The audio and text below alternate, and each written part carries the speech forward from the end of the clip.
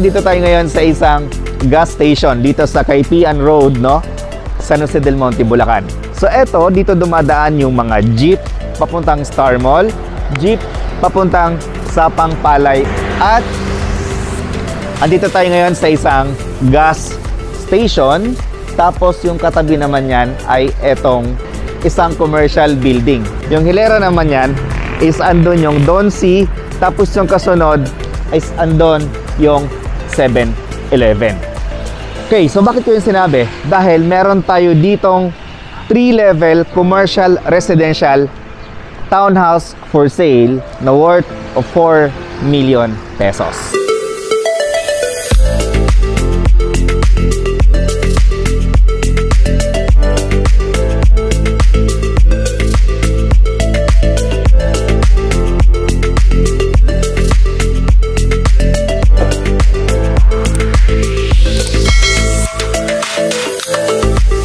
This is Rog Camacho, your licensed real estate broker. And before we start, please make sure to click the subscribe button and hit that notification bell para pag mayroon kaming bagong videos na tulad dito, ay agad namin kayong ma-notify. Okay, the townhouse behind us is our 3-level commercial residential house and lot dito nga po sa Barangay Kaipian, San Jose del Monte, Bulacan, na kung saan this house is very ideal sa mga gustong magnegosyo. So this house is also very ideal sa mga taong gusto magkaroon ng isang rental business. Kung wala kang negosyo, okay lang. Pwede mo siyang paupahan. Mas advantage ito kaysa bibili ka ng ordinaryong house and lot lang. Ito, commercial residential house and lot. Pwede mong gamitin as your residential or pwede mong gamitin yung baba as your commercial. And guys, 4 million pesos lang. Available siya through in-house financing, bank financing, or Pag-ibig financing. Mamaya i-discuss ko sa inyo yung buong detalye. So ngayon, ang titignan natin ay ipapakita ko sa inyo yung buong bahay.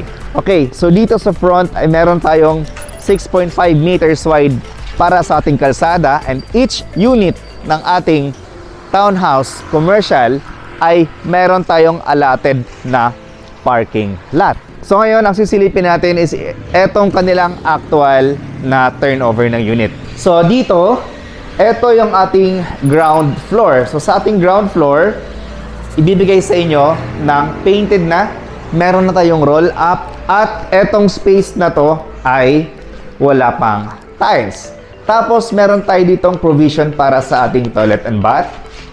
Sa side na to, hindi nila tinapos, no? This is provision for toilet and bath, na kung gusto mo naman na mag-toilet and bath sa taas na lang para ma-maximize mo yung space na to, pwedeng inyong counter, storage room, okay? Pwede mong gamitin yan. Or, meron pa tayong space dito sa likuran na pwede mong i-move yung inyong toilet and bath hanggang dito kasi nga sobrang lapid pa ng space natin sa likuran. Okay?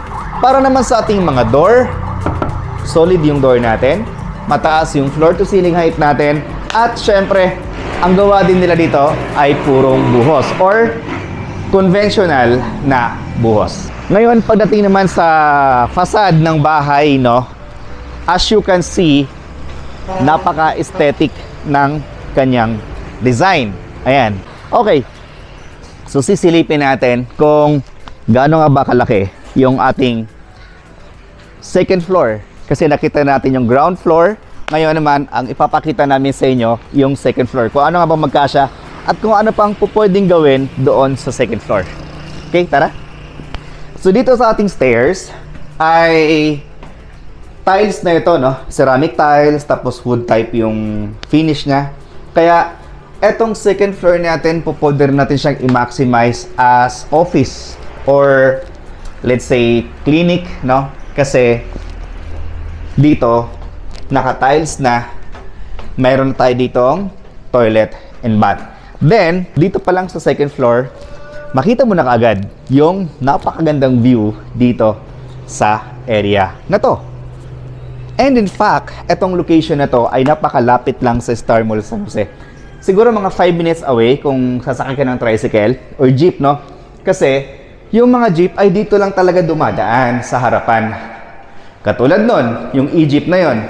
Ayan, so galing siya ng Star Mall, papunta na siya ng Sapang-Palay. Kaya guys, no, sobrang ganda, sobrang ideal ng commercial building na ito. Okay, so next is, yung project nito ay sobrang lapit din, syempre, sa MRT 7 station. So mga 10 minutes away and 15 minutes away naman ay andun ka sa SM San Jose del Monte, Bulacan. And dito, very minimal na lang yung gagawin mo, no? Ipapatiles na lang yung baba mo, tapos eto, painted na tayo sa lahat ng building. So, i-take over mo na lang siya. Mag-isip ka na lang kung anong gusto mong business na gagawin dito sa inyong commercial, residential townhouse. Or kung ako sa inyo, no, kung nag-i-invest kayo talaga ng property dito sa Bulacan, much better kung kukuha ka ng ganitong building instead of house and lot as paupahan mo. Eto, commercial, residential, pwede mo siyang paupahan. Dalawa ang market mo. Either yung nangungupahan ng bahay lang talaga ang kailangan, or yung market mo din dito is yung naghahanap ng paupahan at the same time gusto nila makapag-business sila sa inuupahan nilang bahay. So, napaka-ideal, di ba? So, yun nga po yung view natin. And of course, itong location nito ay napakalapit sa Bulacan State University. Kaya, ang naisip ko kaagad, magandang business dito, coffee shop. Kasi alam mo naman yung mga estudyante, mahilig sa kape, mahilig sa mga matatamis, no? Tapos, Instagrammable pa yung facade ng building mo. Wow! Okay, so dito sa side nito, is dito natin matatagpuan yung ating toilet and bath. So, yung ating toilet and bath is, yung tiles niya is from floor to ceiling, tapos lahat yan ay all white po ng mga tiles. Tapos, meron tayong water closet, lavatory, and of course, yung ating shower area. At may kasama pa itong saksakan para naman sa ating water heater. Soon, pag gusto nyo pong maglagay ng water heater. Tapos, dito sa side na to ay, eto, meron tayo ditong kitchen sink, no? Kung gusto nyo magluto, meron tayo ditong kitchen sink. 60 by 60 na ceramic tiles ang gamit natin at may malapad tayo ditong bintana that gives us a natural light and ventilation dito naman sa side ng inyong dining area. Okay, so next is yung stairs naman papunta sa ating third floor. Ganon din, ang tiles natin dito ay ceramic tiles na wood type. Tapos, dito sa third floor ay, eto, meron na tayo ditong, di ba? Fantastic view. Oh, di ba? Fantastic view. Makikita ulit natin yung 7-Eleven, tapos yung kasunod ng 7-Eleven, isang doon naman yung isang gas station. Tapos dito sa bago mag 7-Eleven yung katabi natin, andyan yung Donsi. Tapos, andyan din yung mga maliliit na mga commercials natin, no? Mga nagtitinda ng karne ng baboy, parang mini talipapa, something like that. Tapos, ayan nga po yung view natin. Panalo. Okay? So, sa turnover, sa finishing, talagang check mo yung mga kantuhan. Perfect. Tapos, ganito na siya. Meron tayo ditong isang malaking window din. Malapad ito. So, meron itong isa, dalawa, tatlo, apat, no? Mga 5 60 by 60 na tiles yung lapad niya. Tapos, yung haba naman niya ay isa, dalawa, tatlo, apat, 5, 6, 7, 8, 9. So, 9 na 60 by 60 na tiles yung haba. Then, painted na rin tayo lahat. At meron pa tayo dito ang isa pang space. Ayan siya, no?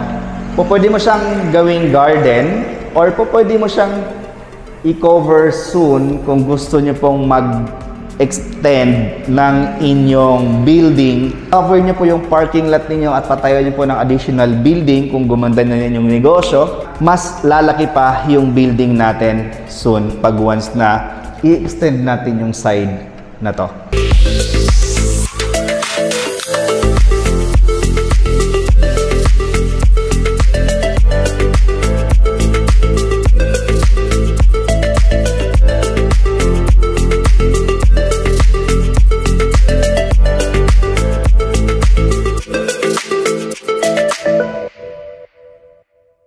Future homeowners and investors, this is the price for our 3-level commercial residential house and lot for sale here at Barangay Kaipian, San Jose del Monte, Bulacan. The lot area is 48 square meters and the floor area is 62 square meters. So yung price natin dito is 4,188,050 pesos.